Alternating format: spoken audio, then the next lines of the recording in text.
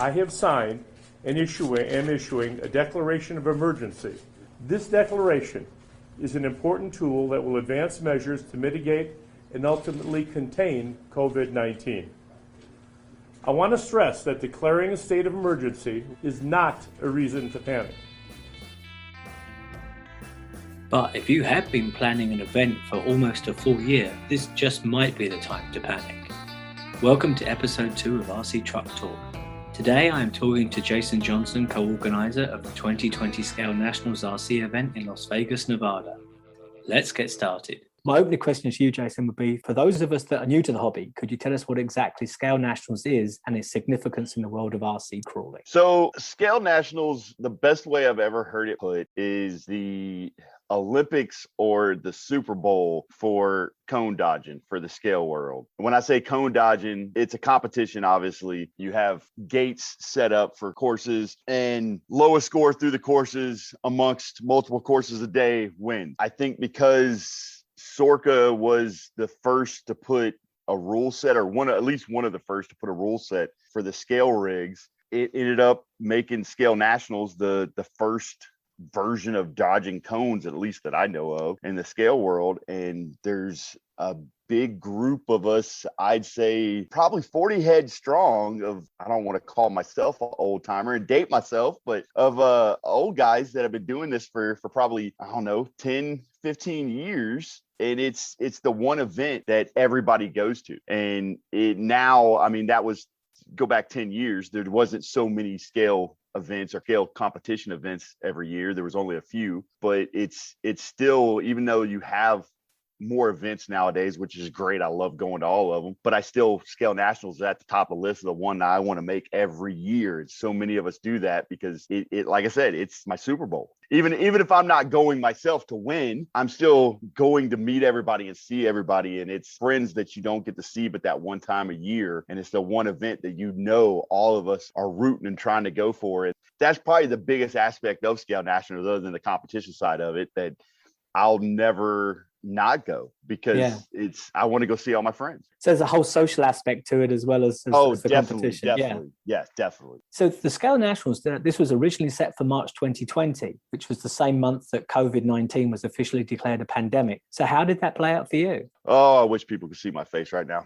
Many sleepless nights. For everybody that was traveling along with us through the live feeds, they saw my facial expressions and verbal comments about it.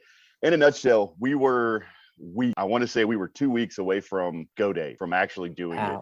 And Nevada put us into a state of emergency, which at the time, I want to say there was 3 other states that had done the same. So we were hoping we were going to fly under the radar and make it through and all be good, and then things would blow up right afterwards. But no, they put us in a state of emergency. And I don't know if other than my local guys, ever really talked about it, but I'm prior military. I just retired. And at the time, being military, after 20 years of service, I sort of knew what the military was going to do. I knew that they were going to put us on lockdown. I knew that they were going to restrict our movements. It was a horrible night because I did most of the live feeds at 4:00 in the afternoon. So I did that, got off of that. I don't usually watch the news anyway, but we've got a group chat with our local guys, and they were blowing it up because the governor did what he did. And then I immediately got on the phone with Scott Cawthorn, the other guy that was the co-host that helped do everything. And I was like, bro, we got to talk, because this is not going to be pretty. Right there on the bat, what else are we going to do? We weren't the first event to postpone, so we had seen the other ones do it. And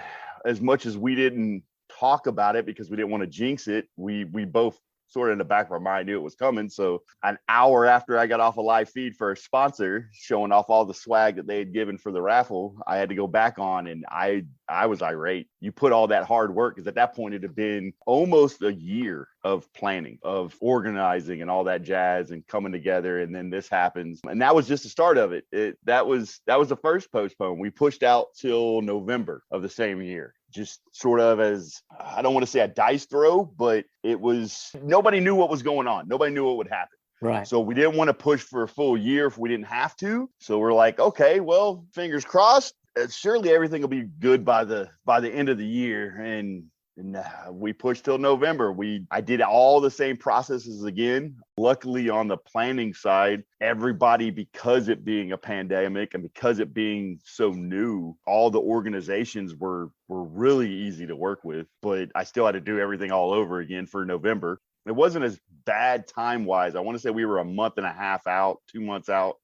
And it was BLM that sort of kicked us this time because there was another event happening in the same area at the same park space, even though we wouldn't have been anywhere near each other. They didn't quite understand that, and they canceled us and let them do their event because of seniority, because they've been doing the same event out there for, I don't know, 10 years. Right. So we got bumped that time. Then BLM is Bureau of Land Management. Yes. So it was a funny setup in the fact of, I think everybody does it that hosts nationals. They want it to be at an epic location. They want it to be somewhere that's not just endless rock, but great scenery, so on and so forth. And for us here in Vegas, our spot is Logandale Trails. The type of rock, red rock that it makes, the sandstone is gorgeous. It gives you crazy canyons and all that jazz, and even scale size canyons and caves. And for us, I didn't know until doing all the organization that it's under BLM rule,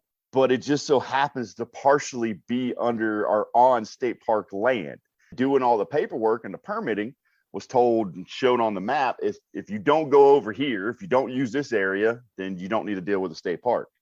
And then a month out from the very first date, get told, oh, by the way, you do have to deal with a state park. And the state park wants money also. So it was just more headache and hassle and jumping through hoops for them, because as a state park, their hands are tied as far as the rangers and the workers are. They all they can do is tell me what they need, but why they need what they need. Like, I had to get a business permit. Well, why do I need a business permit? I've never, or business license, excuse me. I have no reason to have a license. What do you need this for? And there was questions they couldn't answer because they didn't make those rules. They just sort of work under the rule. Right. And it's not a normal thing for a state park to deal with. But so, yeah, that was a huge jump through hoops kind of scenario that happened last minute. But yeah, that was a pain in the butt in itself.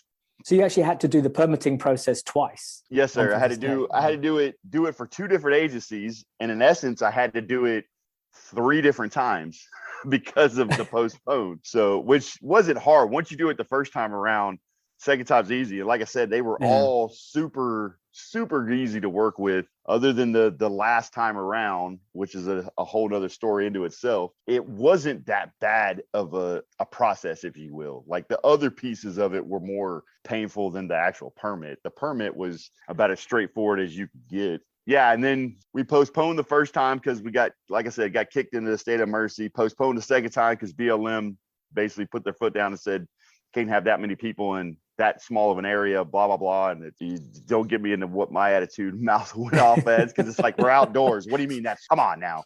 But it was, at that point, it was like, okay, I'm frustrated, but it is what it is. Let's keep pushing. So we postponed from November. I let it sit through the holidays is what ended up happening. I sat back and I was like, okay, here's what I'm telling BLM and State Park. I want to do it next March. I want to push it 1 full year.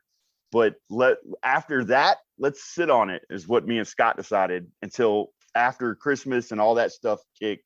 And around middle of January is when we started looking at, okay, what is the government doing? What is the governor doing? Because it's at this point pretty easy to tell which side of the game he's on, and what are other states doing? What is the whole outlook looking like? That's when places slowly started, I don't want to say opening up, but they started rolling back. Yes. They started coming back and lessening how bad they were locked up and locked down and whatnot. And that was the whole way through. There was always people that said, well, it's a pandemic. We shouldn't be doing this. We shouldn't be doing that.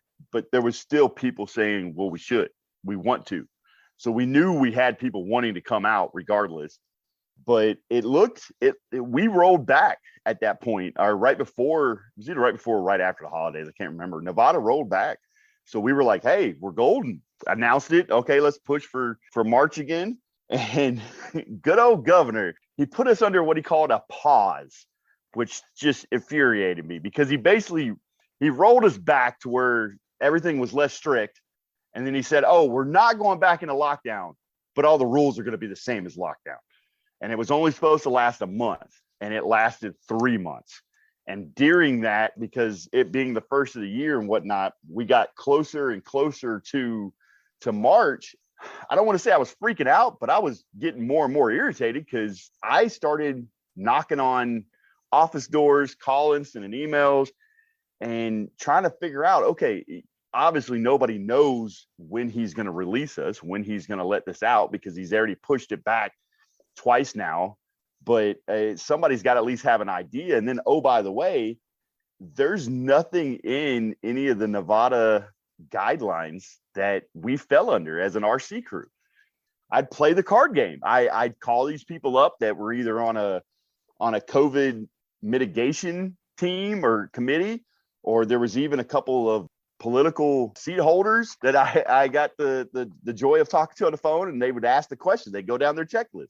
And I'm like, nope, none of that. We don't fall under any of that. And I was like, oh, by the way, all your paperwork, all your online listing also says that a large group function that is not allowed to happen right now is 250 or more people. I'm under that. So at the time, as it was going on, I'm just sitting there stacking the deck in our favor going, look, we don't fall under any of this stuff. So can I still do it or can't I? And nobody wanted to give an answer. And I fought and fought. And finally it was, I can't think of the young lady's name, but it was she's basically on the chair for the off-road areas, if you will, vehicles and all that good stuff for the state. She was the one that basically punched the right people and got me the answer of no. While we're in pause, you can't do it. Nobody wants to come out and give you the answer because obviously all this is new. Nobody really, they feel like they don't know the answer, but she at least got us the answer. So that was okay. Oh, well, since you told me no, let me ask you now, this pause is supposed to get released in like 7 days. Once that pause is released, we're good to go. Yes. Okay, perfect. Now we're making somewhere. Now we're getting progress. And that's basically it. So there was a good month right there during that pause that this is literally all I did was just bang on doors trying to get those answers and figure it out, because I'm not the type of person to just let it sit to the wayside. I'm gonna find an answer. She helped out. We got that. The pause got lifted, and I think, at least for me and Scott, it was a huge sign of relief. But then at the same time, it was okay. We've gone a year. This is the third round. What's next? What's going to happen next? Like there was definitely a couple phone calls of us sort of bouncing ideas off each other the month prior of, okay, well, day of, what if BLM says this? What if State Park comes out and says that, or tells us we can't do this? And I was just like, man, I can what if this thing till the cows come home. Sure. I don't care. I don't care. I'm going to take it all in stride and roll with the punches.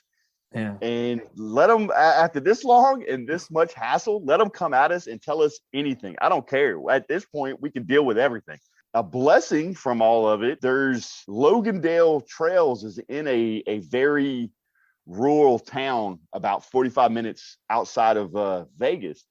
And right across the street is our county fairground. And originally, Scott and I picked the dates of March and then early March and all that off of Almanac and a bunch of weather hunting, trying to figure out when we would just miss our wet season and definitely not be into the heat, because of course Vegas it'll get 110 degrees easy. And it just so happened that we picked the wrong month, because that's also when the fairgrounds is handed over to the committee for the state fair. Well, that last time around, as soon as it came out of pause, they announced that the state fair was canceled. And that was 6 o'clock news is what I heard it on.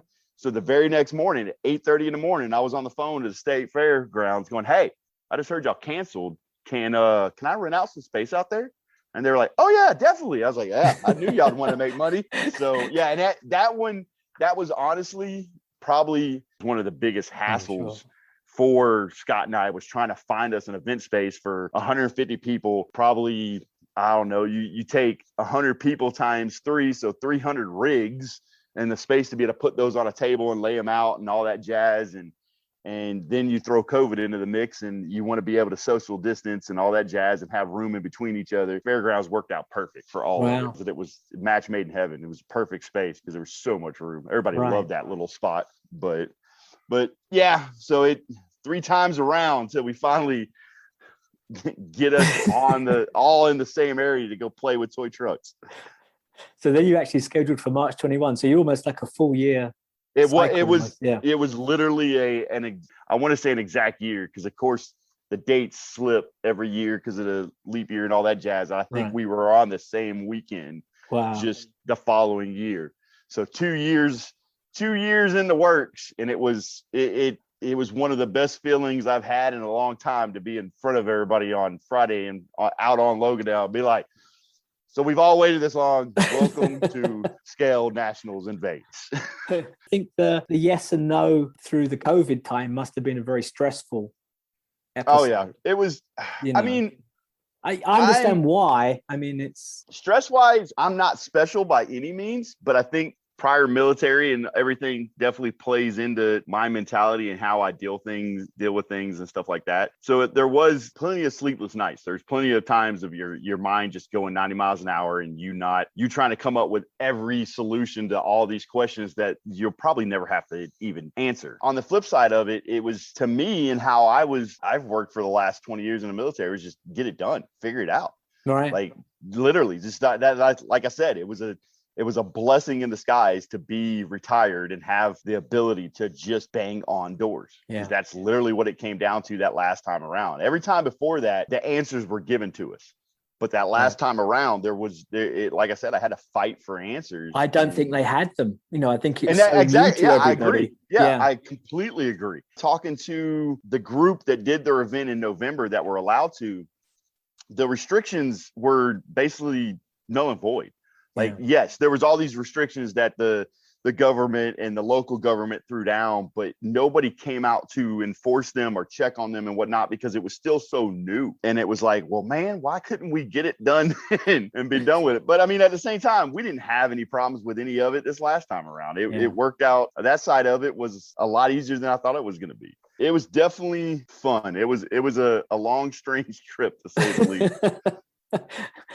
I'm sure. I mean, it's glad your persistence paid off. I would think if that you hadn't been banging on those doors, you wouldn't have got the answers you needed. No, I don't think we would have either. It literally, because I'm guessing most states sort of all did the same thing to some extent, but there was a COVID mitigation committee, I think was the name of something along them lines. And I blew up their email and I blew up their phone too. And of course, nobody ever answered the phone because everybody was working from home and all that. But I blew up their email as soon as all that stuff first kicked off. It wasn't until 2 weeks prior to us actually having the event this past March that I got a reply back. And they were like trying to tell me, oh, no, you can't do this and you have to do this and also the extra stuff. And I just emailed them back and was like, here's my phone number if you'd like to call me. We're good to go per this person, forwarded the emails on and blah, blah, blah. Oh, okay, never mind. And it's like, yeah, that's what I thought. Come on now, don't come up here in the 11th hour giving me this crap. But yeah, it was, which a lot of it, like I said, even the last committee that finally, once the pause was raised, it wasn't a question of could we do it. It was a question of would we fall into a large group category and all this jazz. Sitting on the phone with some of these people and explaining to them, we're playing with remote controlled rock crawlers. We're not running. We're just on the rocks. And remote control. What do we mean? It's a toy that you steer with the remote. Like, I had to break it down and some people just started asking hundreds of questions. And I'm like, does it matter? Like, does that change whether or not you're going to say yes or no? But it was definitely, like I said, it was a long, strange trip, but I'd do it again. Even if I walked into it knowing COVID's going to hit again, or we're going to hit another brand new pandemic and so on and so forth, I'd do it again. So you're all set for March 21. What actually constitutes the Scale Nationals? It's a 3-day period? 3-day period, yes, sir. So in a nutshell, it's always been a Friday, Saturday, Sunday to help with travel. And most of the time you have a pre-registration / concourse on Thursday night, somewhere either at the event site or a lot of places, they'll use the same event space that they're going to use for awards on Sunday and Concourse is basically everybody that's either there early or there in time. You bring your rigs out, you go ahead and you tech them in. That way you don't have to worry about it the morning of for each class. And all the rigs get thrown out on tables. And there's a list of either 12 or 14 categories that all the other drivers vote on. So like best in paint or best in show for each class. And you got like best paint, best tube work. Most scale item is always a funny one. I've seen some very odd things for most scale items or best scale item, but it's just different categories that all the drivers, if you will, all the competitors vote on. It's like I said earlier, it's your meet and greet time. So it's the first time, unless you've ran into a couple people, because a lot of times we're always all stay at the same hotel. Unless you run into your friends, it's the first time you've seen your friends in a year. So you end up standing around, mingling, talking, hanging out. You get your driver's bag, your shirt, get it all out of the way. And then you break into the comp for the next 3 days. So Friday's always class 1, the small tired rigs. Then Saturday's class 2 and Sunday's class 3. There used to be a little change in pace of Sunday used to be the TTC, to where it was literally, if you Google or look up the full size rigs TTC event, it was an exact replica. Tim Samuels, the Utah boys, Crawl Space, they all hosted in years past, put on great event. It's just sort of died down. Building that type of rig has sort of died down the last couple of years. So it's allowed us to do one class a day versus having to do 2 classes in a day. So you have a whole day just for TTC. And then some, depending on the host, depending on the event, some places do a more of a G6 style foot race, if you will. And it's usually called the King of. And then of course, the rest of it, like for us, was King of Logandale. The name just sort of goes off the area. And that's usually more of, like I said, a foot race. Like we did. So like the Ultra 5s, okay? Well, it's not, kinda? Yes and no. It's so the first one I went to, which is why I as soon as we were asked to host, I was like, we are doing that again, because I haven't seen it in the last 2 or 3 years done. I think mostly it hasn't been done because, well, let's think about this. It was 12 years ago that I was at my first event and I did it. And yeah, I'm 12 years older. It's a little harder to run with these things than it used to be. But that's probably my fondest memory. One of my fondest memories from my first scale nationals was the King of St. Lucia in Washington, because I met friends that I'm still our best friends with today, guys that I text every day and talk to on the phone once a week from just that King of Lucia event. Wow. But it is a running event, if you will. Like the 2 guys that won King of Logandale, they blew my mind because they were sprinting like the whole it had to be more than a 5K for distance wise, because one of our locals, Matt Wolf, set it up, and he's set up countless versions of that kind of event, or G6 trail run, or whatever you want to call it.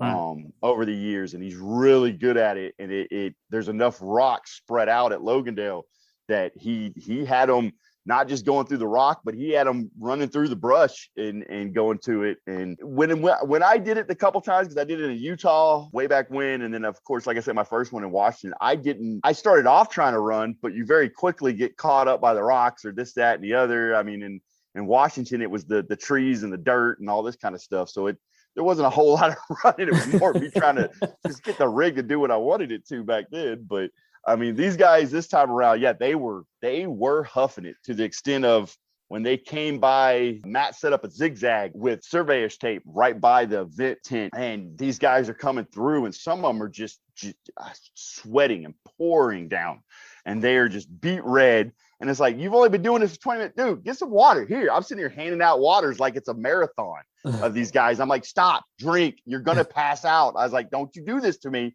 I was like, you better make it back here. But so, yeah, you got that. Of course, we couldn't do a TTC here in Vegas because of the inability to have mud. You can't make mud in this town very easily. We've tried, but that's another event that I love. It's just sort of, like I said, the building that style of rig is sort of fallen off in the last couple of years.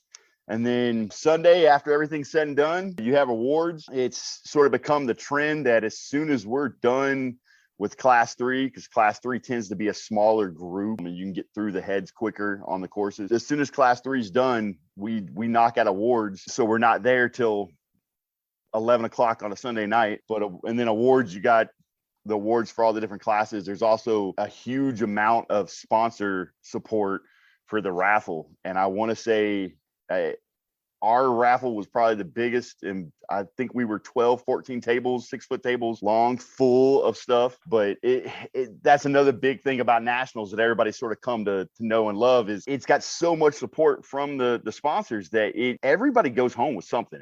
But by something, I mean something good. Like everybody goes home with a decent motor and ESC setup or a brand new chassis setup. There's been events I've gone to in the past. A lot of people don't go home, or even if you do go home, you might just have like some scale toys, which is cool. I'll take it. My kid loves all that kind of stuff. But scale nationals, everybody goes home with something good. Like we gave away so much stuff. And we got to the point that we were having to like stack stuff on top of stuff and just throwing shirts out into the crowd kind of idea, because it was like, oh, we've been doing this for almost 2.5 hours.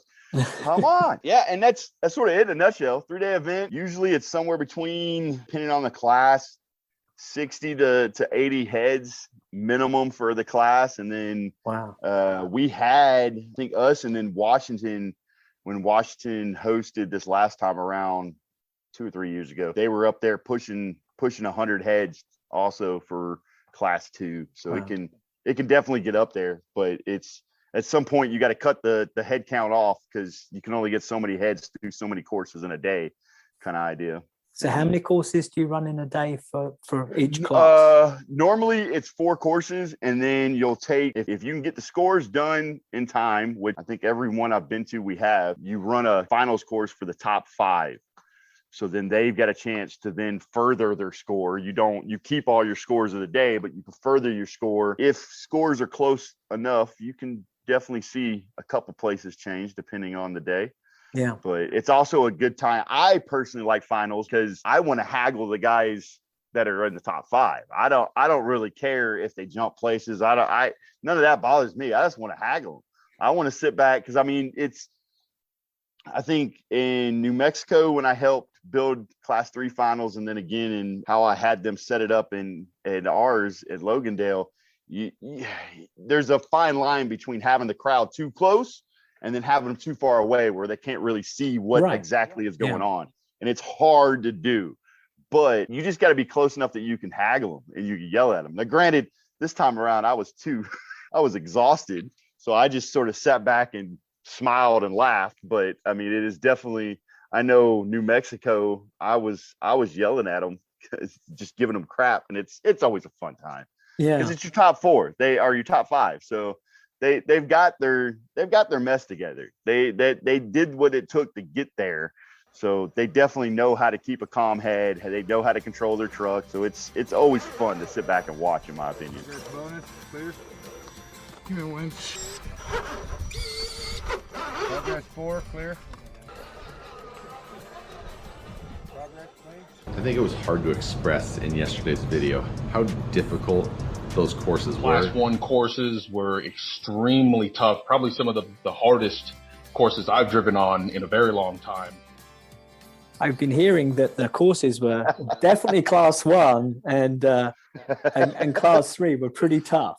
I hope so. As the organizer, that makes me smile. That makes me happy, because that's exactly what I think it should be.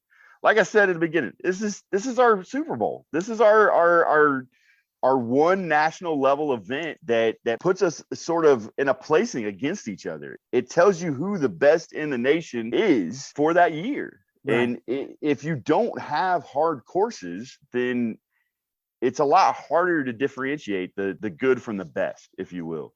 And to me, like class 1 was the worst. Class 1, I don't know what the percentage was. Somebody told me, but there was one course, and it just so happens it was built by Vegas that had the highest DNF rate, do not finish rate. Right. And to me, you need that one course all 3 days, because it's a different ball game going into a course that hard, no matter how good you are of a driver, because it can play with your head psychologically, and then when you're pushing the limit that hard on time, on points, on keeping your rig together, it tends to mess with everybody a little differently. And it's a part of the competition that I don't think gets pushed enough. And I hate the other side of the story because every year you've got so many new guys that come out. Ben Morin of Toyzuki told it to me best this past year that I've ever heard it. He can name guys from the last 4 or 5 scale nationals that would not be in this hobby if it wasn't for scale nationals coming to their area. Like, they literally are only in the hobby because scale nationals was hosted locally. They came out to check it out and got hooked. And I love that, but it's you walk a thin line as a course builder and organizer and whatever when it comes to the courses, because you got these new guys that you don't want to discourage, but at the same time, it's trying to get them to understand that. But you have 2 courses that are technical, but definitely not super hard. Then you got one that's really technical and getting into the weeds, and then you got one that's just devastating. You got one that is only going to be finished by a very small handful. And I think that helps us as a competitive group just get into the weeds and figure out who is the best of the best. Because there is a lot of guys out there that'll even tell you that they do better on those courses. The courses that are just ridiculously hard, close to impossible courses, they do better at them. The harder the course, the better, because how their brain works and how their mindset works and how they play the game of tiny trucks, it helps them. Right. So it's coming down to driver skill. Well, it always is driver skill. Yeah. I mean, if it's an easy course, it's just a matter of the time is sorting people out, whereas you're actually getting the course to sort people out to a certain degree. I think that's again, Ben Morin, I think, was the first one that ever told it to me. Sorka and cone dodging it's a game of chess, not checkers, because you have to juggle all these different aspects. You have to juggle your time and your time on course and how much you have left, because you only got 6 minutes on the course. So if you're at 4 minutes at gate 4, okay, you're behind. You know this. You gotta play with it. And okay, let's say you're at 4 minutes at gate 4. How many points do I have left? Because you only got 60 points until you point out. So once you hit 60 points and penalties, you're done anyway. So, okay, I'm at gate 4 with 4 minutes down. I've only got 10 points. Okay, well, this next gate is super hard. Why am I even going to waste the time to do it? Let's just take this gate and carry on with life because I'm running out of time. And then you throw the skill aspect of, okay, how good of a driver are you? How good of a winch user are you? Because that is part of scale driving. I know it's controversial for a lot of people, but to me, that's part of the game, is how well you can use that winch, how quick you can use that winch, what kind of crazy stuff can you make the rig do with that winch. And then, of course, rig building is the last piece of the puzzle, and having your scale points to make sure you're not handicapping yourself against everybody else, and so on and so forth. And it's that game of chess of playing with all those little pieces and making sure everything's in the right place. And a lot of times it'll catch even us old guys out, because you won't turn your brain on to start doing it. You're just out having fun. So then you're halfway through the course, you realize you're only got 15 points left, 2 minutes left, and you're like, I just screwed myself. I did this to myself because I wasn't playing the game. And the guys the top 5, they know to turn their brain on. They know to play that chess game from the get-go, because if you don't, it's not going to work out. Right. So it's a sort of moving strategy. I mean, it can change from one gate to the next. Oh, definitely. Yeah. Are all the courses 6-minute time bands? Yep. They're all 6-minute courses. Even the finals course, 6 minute, and then they're all always 60 point out. So once you hit 60 point penalties, you're done.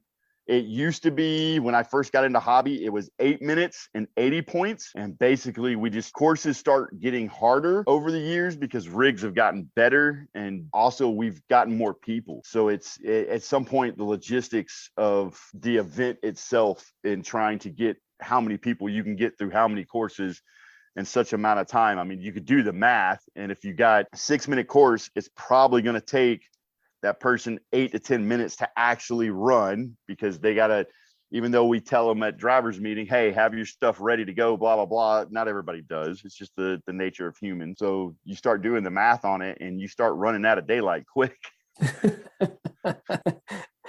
So How do you evaluate a course so that you know that it's going to last 6 minutes? As a course builder myself, I tend to try, at least, especially with my local guys, I try to screw with them.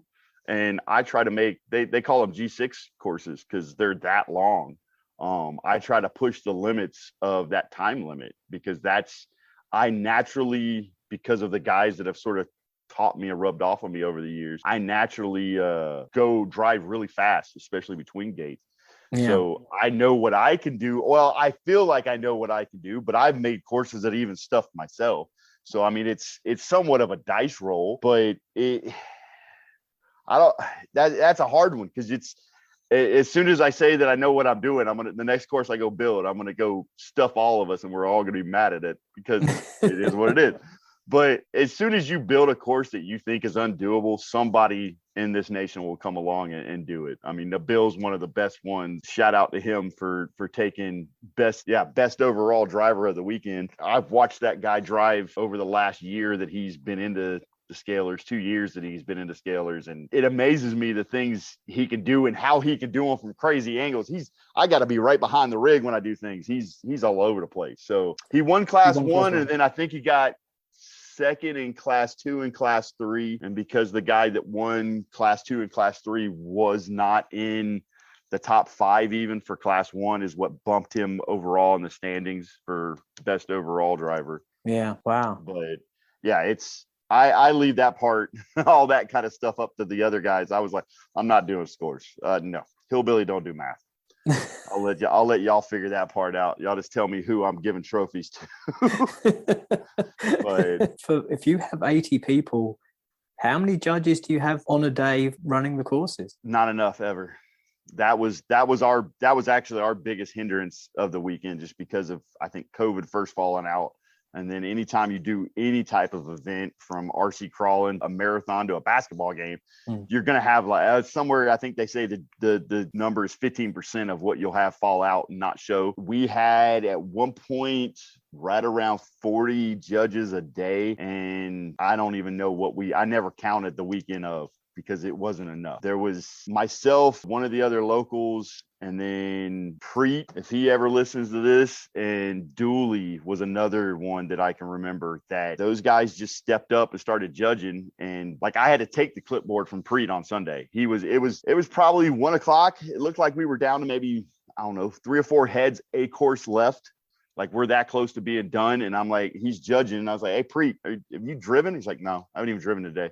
Like, give me that clipboard. Go drive. No, man, go have some fun. I appreciate it. And then it was the same thing on Sunday or Friday, excuse me.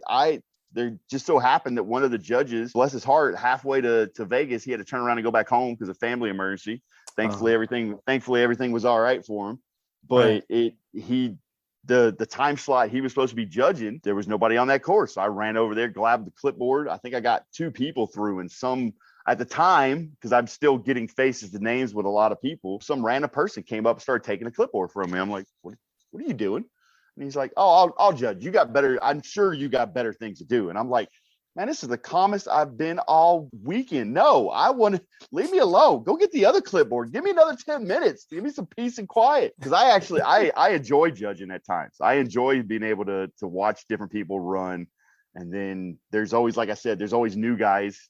Most judges, we try to stay tight-lipped and not, because a lot of us have a tendency to spot for you, and it's not the judge's job. Yeah. The judge is there to judge. But when it's a brand new guy, like, you could tell right off the bat, you're going to have problems finishing this, bud. I can't help but try to help them, kind of idea. And it's just fun to watch the course evolve, if you will, because the course doesn't really change, you hope, as long as it's built good. But the lines do evolve. Because it's, of course, people learn different things as they go, and it's different people's mindset and ideas as the day goes on. So it's like Saturday was a good one for that, because I was judging all day Saturday.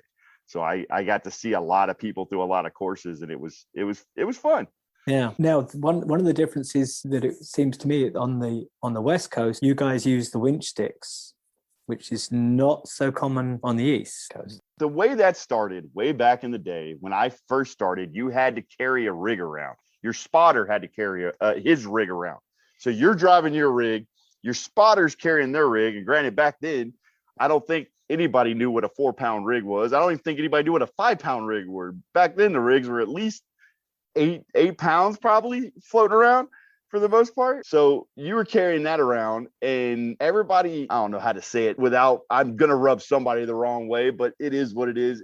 You try to be as scale as you can be, as everybody keeps saying. It wants to be realistic. Well, when you winch off of another truck, because if that truck moves that you're winching off of, it's a penalty against the driver. It cannot move. So we would sit on the rigs. And it's like, okay, that's no more scale than anything else, because you got this giant hand of God, whatever you want to call it, sitting on a rig. You can't even see the rig. It's in between your legs, so it can't move. And it also it was a pain in the butt, because you would have so many people, usually the new guys, they didn't have a spotter. They would just be out there for the day having fun. The guy would go to pull winch cable or whatever, or winch line, and the judge would sort of be sitting there looking, well, where's your spotter? Where's the rig? I think, I don't want to get it wrong, but I want to say Arizona was one of the first to come up with it. Arizona and then Colorado were the first two to come up with it. It was two different ways. Arizona was a little 1x1 with a handle that was down on the rock, more on the level of a rig. And then Colorado came up with, I believe, the winch stick that was just, it was an easier item. Granted, it doesn't look all that nice, but like I said, we were coming from sitting on top of rigs, so it really didn't matter what it looked like. You taking pictures, you probably didn't take a picture of the opposite rig anyway, but yeah, sorry. No, that's fine. Yeah, no. So I mean, it makes a sense. It gives you a good anchor point, and I mean, otherwise you'd have to, carry a sort of a quiver of land hooks and bits and pieces as well. So I mean, in competition, given the speed and the time you're moving at, it does have an ability. Yeah, and I don't know, it's just sort of evolved with the hobby and with this side of cone dodging, and anywhere I go where they want me to winch off a natural terrain, I just don't winch. I'll take a gate over it, because I've never been anywhere where there's a consistent availability of that type of rock to be able to grab even a good sharp fish hook into the rock. I just don't do it. Whereas if you give me a winch stick, we do these things called pendulum winches that everybody I've seen so many Facebook arguments over it. It makes me laugh, because I saw pendulum winching on full-size rigs when I was stationed in Europe doing one-to-one competitions, where they would actually go from either a front or a rear, or for the Europe guys, they even have centered winches, and it basically runs the line out to another rig to come along, or to a tree strap or something like that, and then back to the same rig, to where it will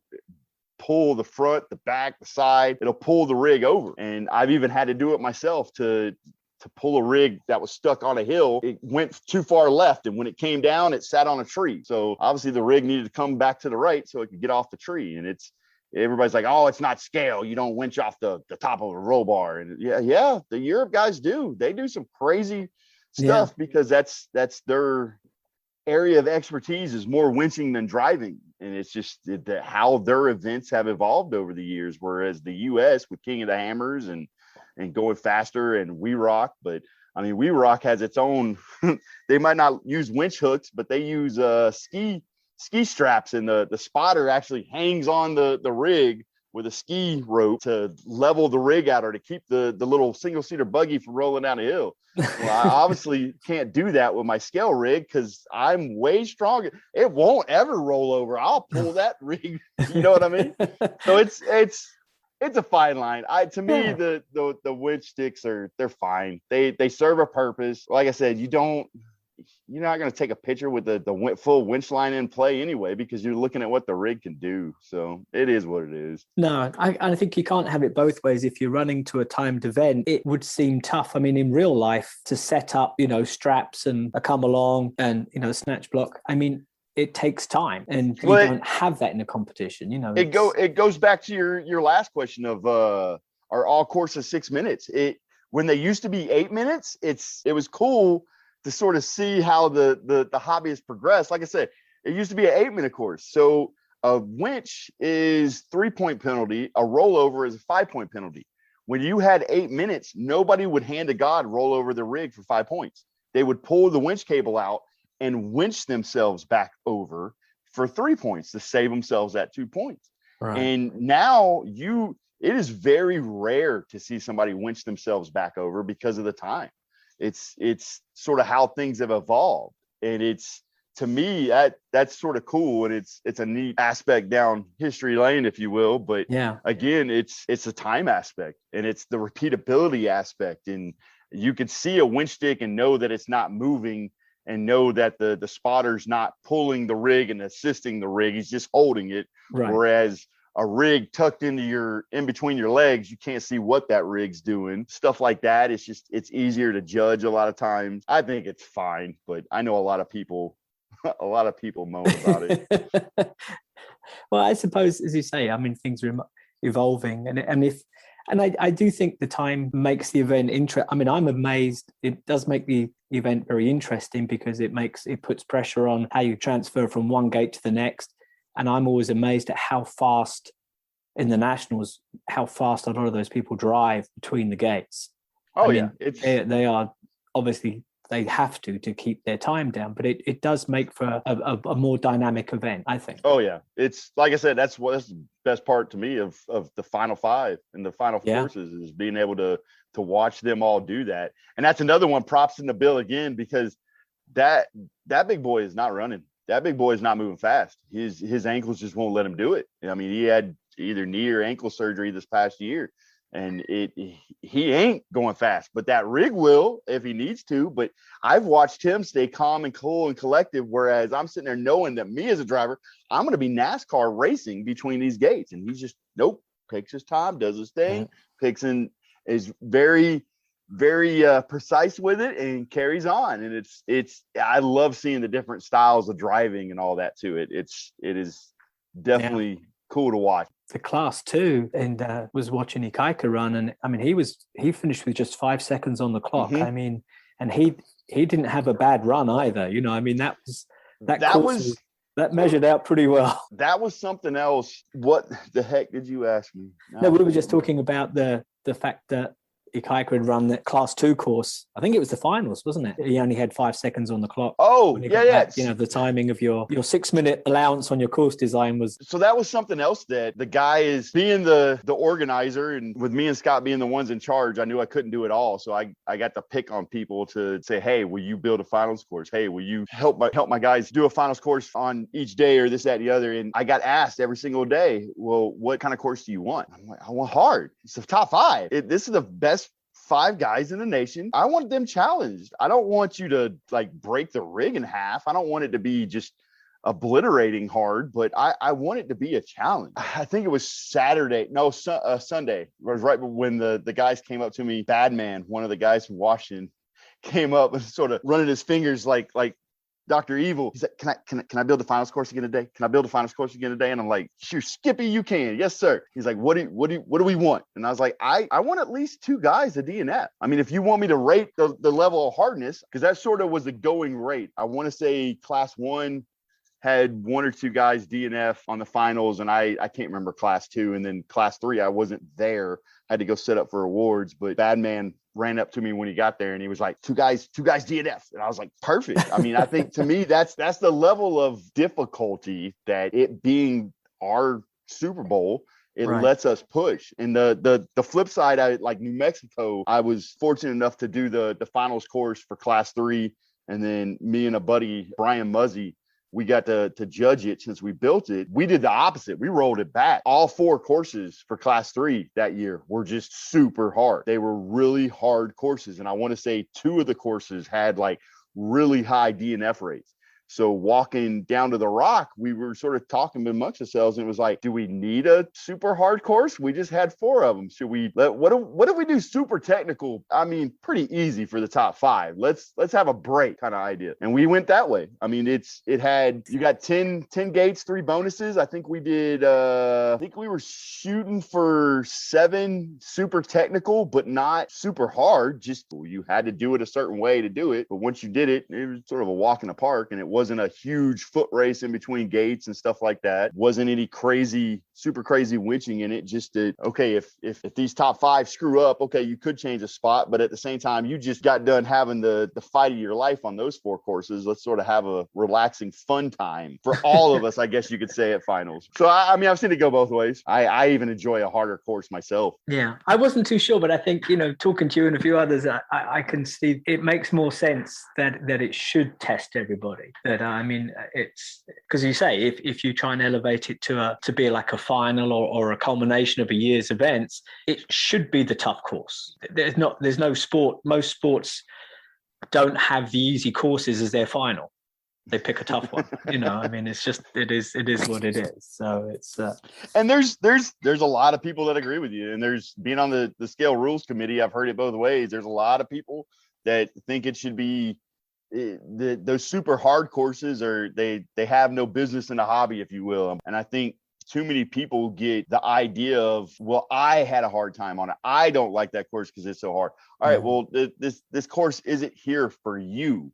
This course is here for all of us to separate the best from the good. So it works out. And that's why, to me, I told the guys building them, I tried my hardest to be like, hey, you're going to build a super hard course today. A lot of it just came down to knowing the style of builders I had available to me, and knowing that, okay, this guy was going to go build a real technical course. This guy's course was going to be, it'll be all right. It'll be a good middle of the ground course. That one's going to be the hard one. Yeah. And it was usually a good dice roll, and I knew what I was going into, and that was the nicety, being able to pick them. I don't know, it's depending on the location for nationals. I've seen it done both ways. I've seen it where all 3 classes worth of courses get built on the Thursday before, and then for us, we couldn't do that. We had to do it each morning you had to build that day's courses, just because there was no way. I had the spots so far apart from, say, class 1 to class 2, there was no way I could have known if somebody was down in the class 2 spot on class 1 day, basically running the courses and this, that, and the other. So it was just easier to do it the morning of. Yeah. And also something you said earlier, you have to allow for, is the rigs are getting better. I mean, just like as in full scale, as the ability of vehicles, they're more capable, they're faster. You have to reinvent the courses. Perhaps, motocross, Ultra 4 courses that they run now, you maybe wouldn't even thought of running 5-6 years ago. The vehicles are so much better and still getting better. Yeah, I think we've sort of hit I don't want to say plateau, but we've sort of hit a stopping point for ability in the rigs. There's definitely, at least me, there's a lot of people that argue with me, but I guess it's some of those great campfire debates. There's a definite difference between the classes capability wise. And then if you throw into the mix the rest of the RC world, you throw in the comp crawlers, there's a definite difference in ability as you step from scalers to the comp crawler world. And to me, we need that. We need that difference. As somebody that wants as much performance as I can ever shake a stick at in my rigs, I'm always going to be chasing, say, a MOA rig with all my scale rigs, trying to make them be able to do the same things an MOA rig will do.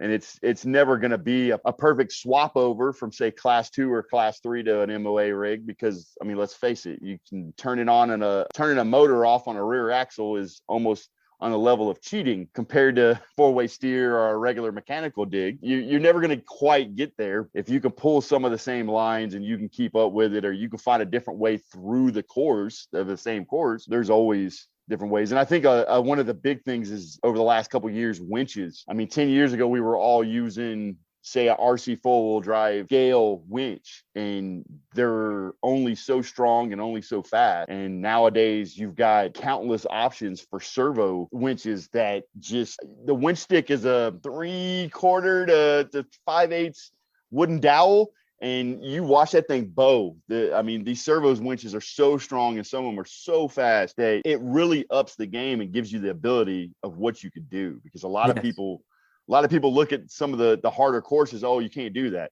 Well, I mean, you could do just about anything with a winch. I mean, literally, you can almost do anything. I've seen guys pull crazy lines just because of that winch. So it's definitely up the game. It's made us all have to stop and think, become better overall drivers. With the advances, if you're saying that you think the rigs are getting to their sort of peak, if you like, do you feel that the push for comp rigs being so capable, are you missing out on the beginners, on people trying to get into the sport? Or do you think that's for class one? Class one will always be the hardest class there is to me, because somebody asked me at nationals about that also, because they made the comment that class one's course was so hard, was so gnarly. And I was like, well, you gotta stop and think for a minute. You're taking a rig that is already handicapped with as many scale points as possible on smaller tires. It's supposed to be the least capable just because of how it's designed of the three classes. And you're trying to make it do things that are on par with sometimes class three. So 2 steps above it, if you're talking about on a hard course. So to me, that is usually the hardest to drive. But when it comes to the new guys, I think that comes more down to the local levels, the city levels, the clubs, because it's like with my guys, we build 2 courses. Every course is 2 courses, if you will. So we'll have tennis balls and racket balls. As a judge, I've got like a group of 7 guys. We do 3 courses in a day. They go out and build their course. And as they build, say, our course, something we want to drive, they then use the other colored balls to right beside gate 5, they make it easier gate 5.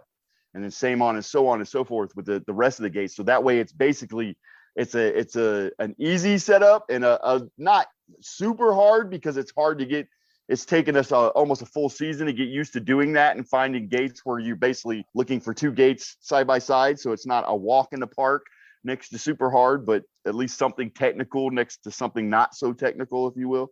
And I think that is, at least for our local guys, they've loved it.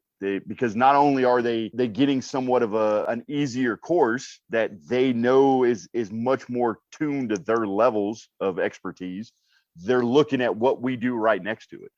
And they're looking and seeing, okay, and a lot of them afterwards, as soon as they're done with the course, they don't even unplug their battery. They wait until the next guy gets past whatever gate they thought looked cool, but it was for us as the judges, not for them. And then they're over there trying to play on it. They're over there trying to figure it out. 2 or 3 courses that are just for the judges. So we really just cut loose and build the nationals style hard course. And a lot of the guys will stick around and watch that. And they're just going, how are you going to drive this? You're on the side of a hill and it's going to be hanging on. I was like, you just watch. There's going to be some winch cable pulled today, stuff like that. And it's always a giggle. It's a fun time. Yeah. Do you think there should be a place for like a stock class? There's been talk of that over the last 2 or 3 years. The problem with stock class, and it's just sort of my opinion, if you will, is nobody wants a stock rig. Everybody that ever bought a rig, they buy a rig and they want to upgrade it. They want to modify it. And to have a true stock class, if you will, there's got to be a line drawn in the sand somewhere. Right. And I think it's gonna annoy people here and there. Like, to me, I think once you're at the level of traveling to nationals and doing it, I tell guys just go and have fun. We all want to be competitive, but we've also got to be honest with ourselves. Are you and I really going to be at top 10, top 5? Like, okay, then stop worrying about it. Just go and have fun. Don't look at the scale points. Don't look at the video from last year and see what the latest and greatest was and all this. Stop. Just go. You've been driving your rig for however long you've had it. You know what it's going to do. Oh, JJ, but it's only 30 points and I need 50. Who cares? You stop trying to win when you know you're not going to win. Just go and have fun. Go experience it. Yeah. Go see what everybody else does. Because it's one thing to watch the videos, but it's another thing to be there watching it and be next to it and see the guys do it. It's a whole nother ballgame. Yeah. And a lot of times when guys do that, they get bit. They get sucked in. Like, even my local guys that didn't come to nationals or only got to come out to nationals for a day and sort of stand on the sidelines and watch, you get bit real quick. The only part that then in turn plays is your pocketbook, because you can either, like any hobby, you could dump a ton of money into it at once, or you can start at the bottom and work your way up. But a lot of it just comes down to how deep down the rabbit hole you want to go. But right. I mean, to me, if you just go out and have fun, if you're going to go down the rabbit hole, because like for say scale points, for instance, my local guys, I don't run all that for them. There's no reason to get that deep into the rules. I mean, some of the guys know the rules. I mean, heck, one of my young guys, he tells me all the time, JJ, I study the rules more than I study for my school exams. And I just think, all right, well, first of all, study for your exams. Second of all, okay, well, I'm going to get you to recite the rules to me when I can't remember them next time. But it's worth getting into if you're going to do a lot of traveling and go have fun. So that way you can judge yourself at the end of the day on the grand scheme of things. But it's not needed. It's something that if you're just looking to have fun, it's not really, to me, it shouldn't be that big of a deal. Just go out and have it. It's just like racing. If you go out to the RC racetracks, you're not going to buy the top of the line rig. You're not going to have the top of the line tuner tune it. You're not going to buy the top of the line electronics. You're just going to buy what you can grab or what you can even not necessarily afford, but what you can get your hands on. Right. I mean, heck, especially since COVID, everything's in stock, out of stock, in stock, out of stock. Yeah. So it to me, it's the same idea. Just go have a giggle, see what happens. So what would be your advice to people that haven't done a competition? What would your idea? What process should they use to get themselves into competition or to get get a feel for crawling? To get into the hobby, basically, that's out of the hobby. Find one and go. Just go. Most of the guys I know that have been doing this long enough they're also guys that run their local scenes, run their local clubs, run their local comp. They've all got the same mentality. We will hand you a remote.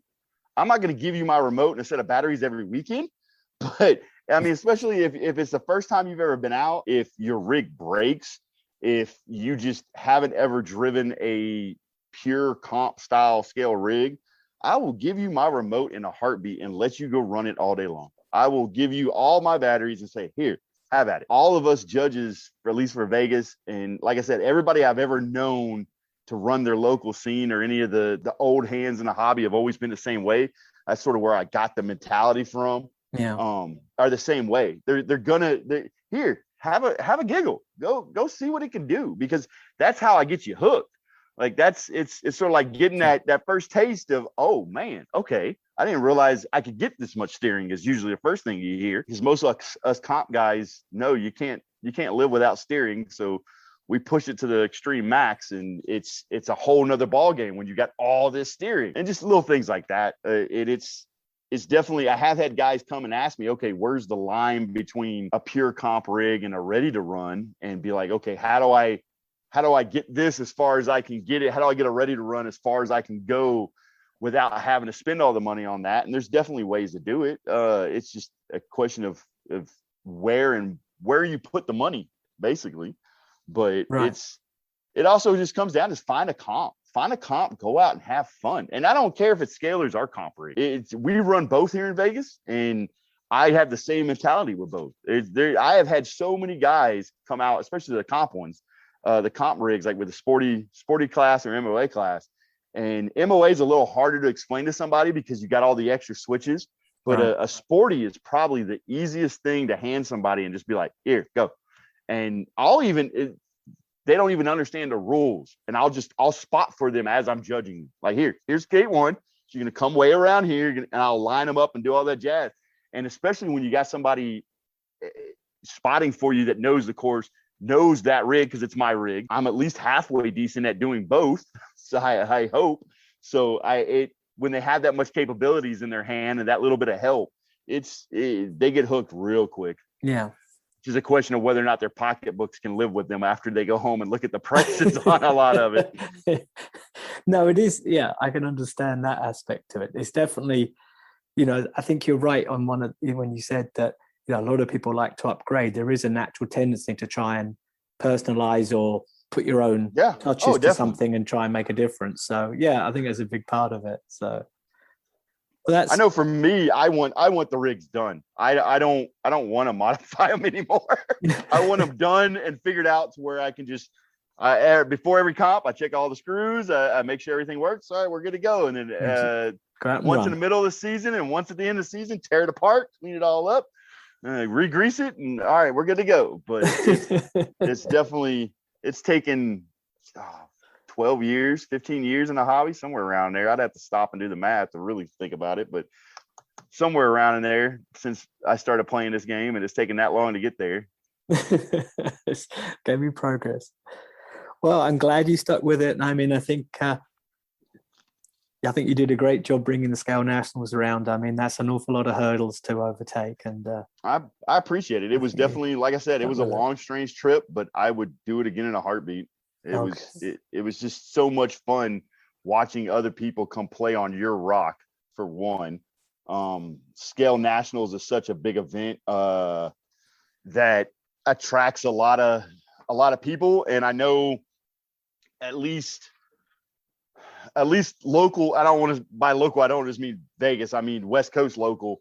Cali has had a big surge in the last 2 years with clubs and groups dodging cones and getting into the Sorka way of doing things. So seeing those guys come out, not only were they a huge help, they were helping clean up every day. Oh, that's nice. To pick stuff up and this, that, and the other. It blew my mind. But watching them have fun, watching guys that you go and comp with next state over, if you will, next city over, and then watching their face light up because they know they're on the big stage, they're on the national level. One of those guys even made it to the finals course on Saturday for Class 2. So it's seeing all that. It's something that you can't, it's memories you can't take away. And that's the part of the hobby that, like I said, with the friends and the memories, I love that part more than any finals course I've ever been to or any trophy I've ever won. That part of the hobby is growing memories and friendships for a lifetime that you're never going to lose. That's a great way to think of it. That's a nice way to sign off on that. I think so I really appreciate your time, Jason, and sharing your thoughts with us and all the issues you had. And I wish you all success in the future. You've already said you'll do it again, so I was going to ask you after all that if you do it again, but you beat me to that one. So that's. I will say for everybody that listens, huge shout out to all my local guys. Without them, it wouldn't have happened. There's a core group of like 7 of us Vegas boys. They put up with me and Scott asking, and it was come the weekend of, there's a lot more telling and a lot less asking. Need this, need that, need this, need that. And they never skipped a beat. They never bothered. Like I said, we were shorthanded all weekend on judges, and the guys that stepped up and did judge, I'll never be able to thank you enough, because that's like the biggest thankless job of any competition. Yeah. And people like Preet and Dooley that stepped up and did it. And then, like I said, like the Vico boys down in Cali, they stepped up huge, and I turned around one day and they were like, oh, by the way, we're unloading all the stuff from the courses out of our truck here. I thought I was going to have to go pick that up in an hour. I thank you so much. I don't have to deal with that now. So the list of thank yous to all those guys, I'll never be able to tell them thank you enough. And like I said, with the sponsors, they all stuck with us for that year. And a year long of having that much RC stuff in boxes up in my loft, it staring at me every day. It was crazy. And then putting it all out on the tables, like I said, it was like 12, 14 tables long full of stuff that we gave out. So huge thank you to all those guys. And then of course, Scott, for putting up with my hillbilly attitude all the time. I can't think of the name for next year's, but the spot's already been announced for down south in Alabama at, hopefully I'm saying it right, Cherokee Rock, I think is the name of the location. Are you going to go? Oh, definitely. I hate flying with RC cars because it's a pain in the butt in my opinion, but I'll figure it out. I've only done it one other time, but I will find a way.